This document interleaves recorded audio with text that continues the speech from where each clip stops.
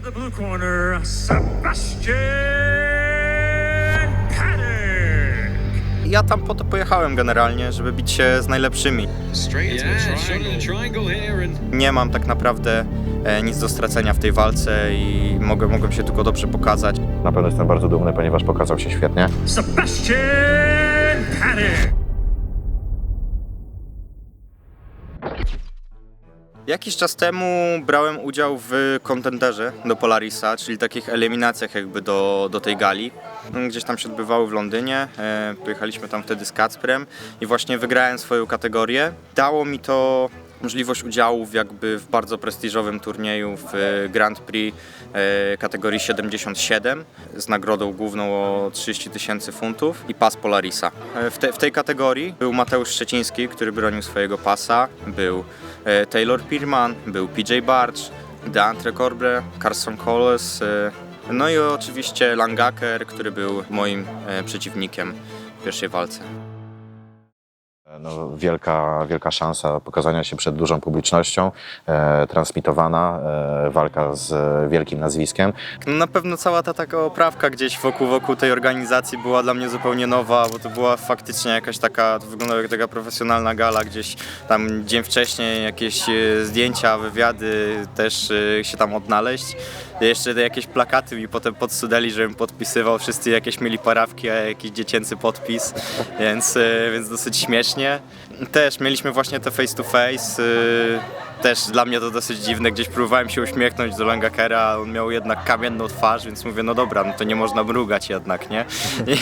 I no tak jak mówię, bardzo się ekscytowałem przed tą walką, jakby nie czułem jakiejś takiej większej może presji. Ja tam po to pojechałem generalnie, żeby bić się z najlepszymi, nie? Żeby bić się z dobrymi nazwiskami. Ja nie mam tak naprawdę nic do stracenia w tej walce i mogłem się tylko dobrze pokazać i tylko mogłem wygrać niezależnie od wyniku. Na pewno jestem bardzo dumny, ponieważ pokazał się świetnie. Zaimponował jakby swoim występem, jakby wszedł totalnie bez żadnych kompleksów.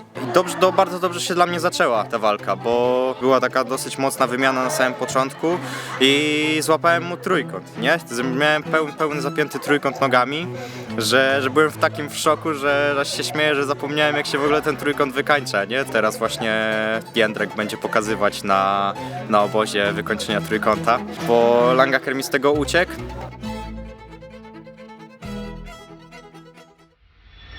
Triangles. Jędrek Koska. How did you like the Polaris with Seba? It You was watch awesome. Yeah.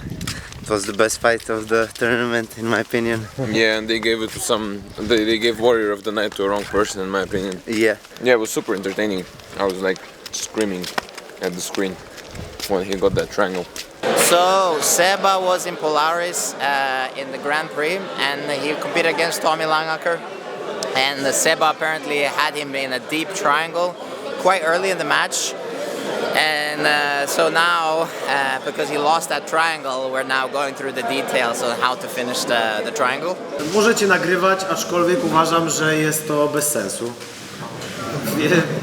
Dzisiejszy trening, już mówiłem wielu osobom, że będzie bardzo prosty. Jest to bardziej ukłon, myślę, w stronę osób początkujących, bo zrobimy sobie podstawy trójkąta, samodomknięcie, mechanikę wykończenia.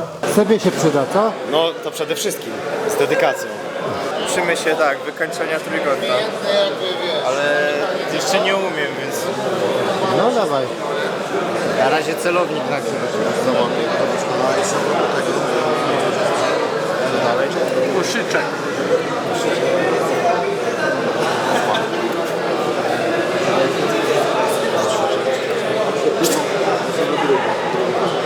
Tyle na razie umiem tylko.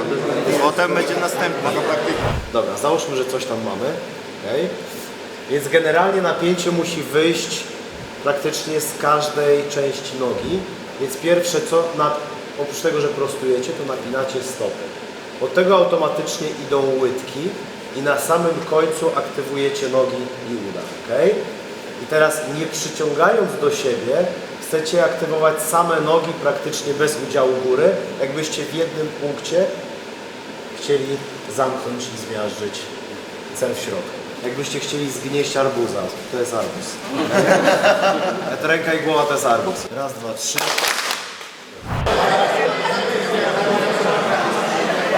Dawaj Seba, pokaż. Is it working? Nah.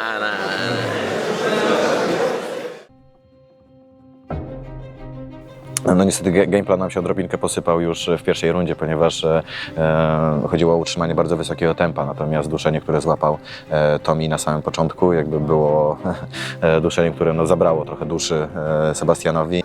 Później to ja już byłem w tarapatach i gdzieś z mojej próby falsa wyłapał mi głowę i było naprawdę bardzo bliskie duszenie rękoma, że no już tam bardzo mało brakowało do klepania, ale gdzieś to udało mi się przetrzymać, w końcu zrezygnował.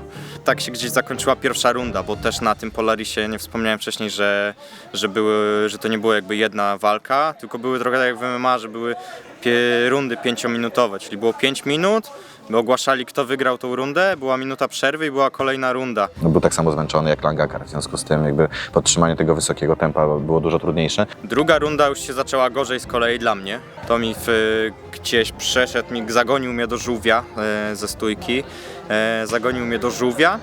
I musiałem bronić pleców. Gdzieś cały czas był taki scramble, że miał seatbelta, cały czas gdzieś miał już jednego hooka wpiętego, ale gdzieś cały czas próbowałem bronić tego drugiego, bronić jednocześnie szyi. Sebastian świetnie sobie radzi w scramblach i w takich kryzysowych sytuacjach również potrafi zachować zimną krew. Udało mi się z tego uciec. Gdy udało mi się z tego uciec, to sam przeszedłem do ataku, gdzieś złapałem takiego odwrotnego bodylocka, zrobiłem taką śmieszną gwiazdę i to ja potem atakowałem plecy, więc była taka karta zamiany w Uno trochę, żeśmy z pleców do pleców i udało mi się zapiąć te plecy.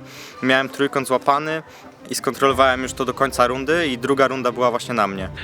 W związku z tym ta drugą rundę wygrał, wydaje mi się, bez dwóch zdań, bardzo fajnie to wyszło. I przez to, że druga runda była na mnie, mieliśmy właśnie dogrywkę. Decydujące 3 minuty na sam koniec, kto wygra tą walkę. No i wydaje mi się, że największy błąd to była ta dogrywka, gdzie trochę właśnie, jak powiedziałem, że jednak zachowuje tą zimną krew, no to jednak mimo wszystko czasem są te chwile, kiedy tej zimnej krwi zabrakło. To wydaje mi się, że ta dogrywka była spokojnie do zrobienia, a Langaker był jak najbardziej do pokonania. Nie ma co ukrywać, że czułem już troszkę większą presję, obaj też byliśmy bardzo zmęczeni. No nie żałowaliśmy sił w tej walce. Gdzieś już troszkę zacząłem robić, powiedzmy bezsensowne, nieprzemyślane ataki, nieprzygotowane. No i to mi się gdzieś posklejał i skontrolował tę pozycję gdzieś z góry i pogasił moje ataki. I tak się zakończył nasz pojedynek. Myślę, że i tak, mimo tego, że przegrałem, dałem dobre widowisko na pewno i razem z Langakerem i myślę, że dobrze się oglądało tą walkę, przynajmniej taką mam nadzieję. Koniec końców i tak jakby powinniśmy być super zadowoleni, ponieważ Sebastian udowodnił, że może walczyć z zawodnikami absolutnie ze światowego topu, że jest na ich poziomie, że tam jest jego miejsce. No i Sebastian ma 21 lat, także to był jego pierwszy występ, a nie ostatni na tym poziomie, więc wydaje mi się, że wielka przyszłość przed tym zawodnikiem i pierwsze koty za płoty i dalej już pójdzie raczej z górki. Mam nadzieję, że również, że jeszcze kiedyś tam zagoszczę, że organizatorom również się ta walka spodobała i może kiedyś mnie jeszcze tam zaproszą. Tak jest, mamy Mateusza Szczecińskiego, który zniszczył tą kategorię. 2 walki przez poddanie, finał również pewnie wygrany. Bardzo dobrze, że mogę też z nim trenować również tutaj na obozie i gdzieś w klubie. Super mieć też taką osobę, która niszczy